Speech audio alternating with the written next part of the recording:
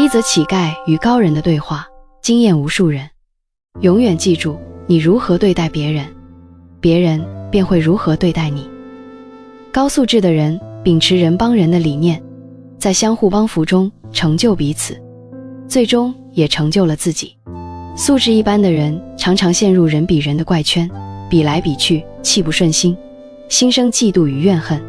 低素質的人則熱衷於人整人，一番折騰下來，整到最後，害了別人，也害了自己。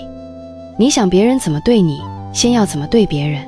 這就如同沒有春天的播種，便決然不會有秋天的收穫。在秋收時節來臨之前，農夫們必須辛勤地播種、插秧、除草，因為他們深知，唯有努力付出，才能換來豐碩的成果。然而，有些人做事剛付出些許，心裡便急切地盼望着回報。一個人倘若只顧及自身利益，只知索取，接受之後卻不懂付出，其結局往往不堪設想。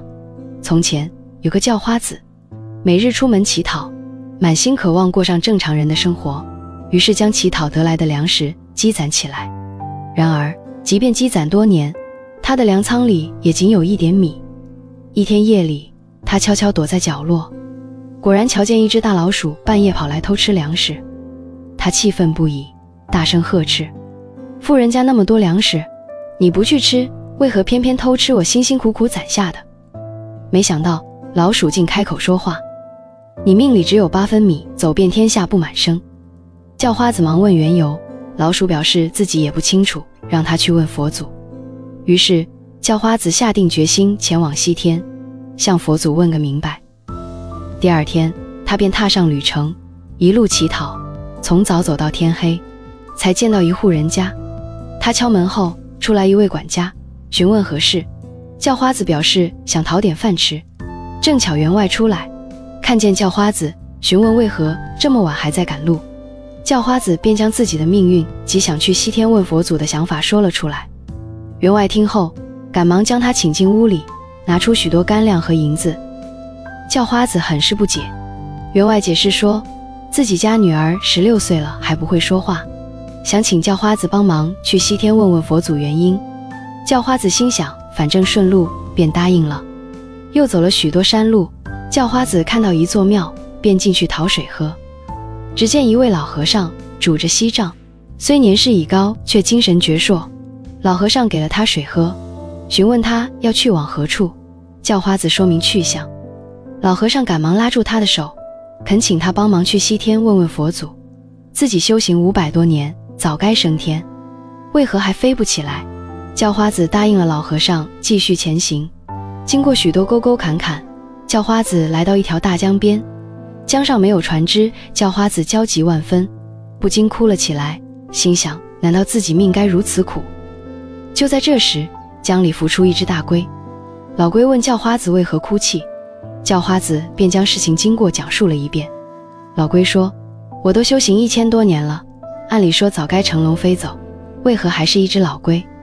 你若去西天，能幫我問問佛祖，我就把你馱到對岸。叫花子高興地答應了。又走了不知多少天，卻始終不見西天，佛祖究竟在哪裡？叫花子十分傷心，因太過疲憊，迷迷糊糊睡着了。夢裡佛祖現身，問他，你大老遠來到這裡，定有重要之事吧？叫花子回答，是的，佛祖，我有幾個問題想請教您。佛祖說，好啊，但有個條件，你最多只能問3個問題。叫花子答應下來，心中思索該問哪幾個問題。想到老龜修行1000年不易，便先問道，老龜修行1000多年，為何還沒變成龍呢？佛祖告訴他，老龜是因為捨不得他背上的龜殼。叫花子又想，老和尚修行500多年也很辛苦，他的問題也該問，於是又問，老和尚修行500年，為何還沒升天呢？佛祖答道，老和尚整日心裡記掛着他的錫杖。叫花子接着想，員外的女兒不能說話，實在可憐，他的問題也得問，便問了第3個問題，員外的女兒為何不能說話呢？佛祖說，如果啞巴女孩見到她的心上人來了，就會說話了。突然，佛祖消失了，叫花子回過神來，哎呀，自己的問題還沒問呢，不過算了，還是回去繼續乞討過日子吧。於是他踏上歸程，叫花子來到江邊，見到老龜，老龜焦急詢問，叫花子說，你先把我渡過江去，我再告訴你。老龜將叫花子渡到對岸，叫花子問老龜，是不是捨不得你背上的龜殼？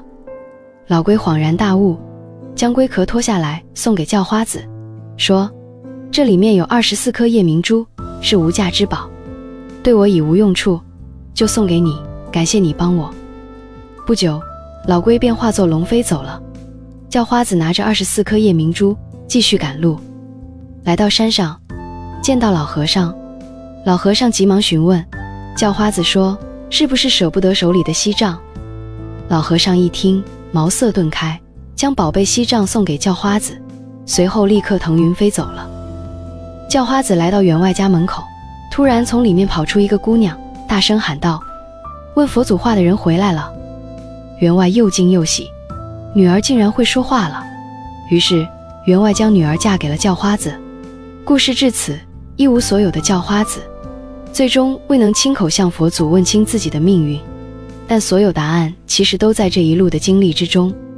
的確，人生便是如此，愛人者人恆愛之，敬人者人恆敬之，種瓜得瓜，種豆得豆。世間萬物因果相循，沒有絕對的因，亦無絕對的果。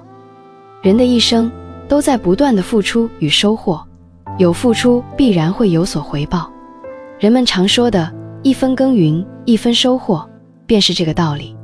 如今越來越多的人不願付出，但要知道，好人終有好報，世界會懲罰那些自私之人，也會永遠善待善良之人，並給予他們應有的獎勵。就像撒哈拉沙漠，又被稱作死亡之海，進入沙漠之人大多有去無回。直到1814年，一支考古隊首次打破這一死亡魔咒。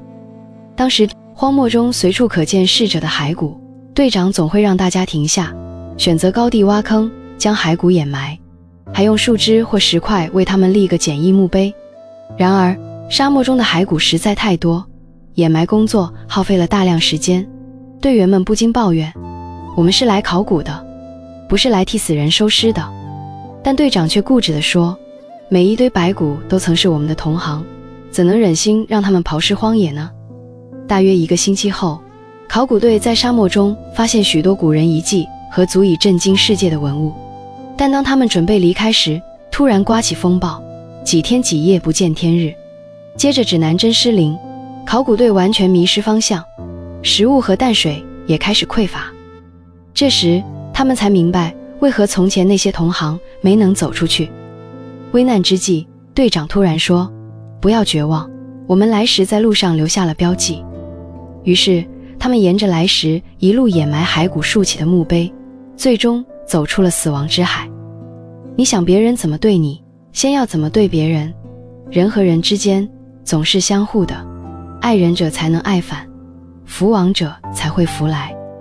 你用愛對待別人，將來別人也定會以愛回報你。你用金錢、智慧去幫助別人，付出福報，將來收穫的也會是更大的福報。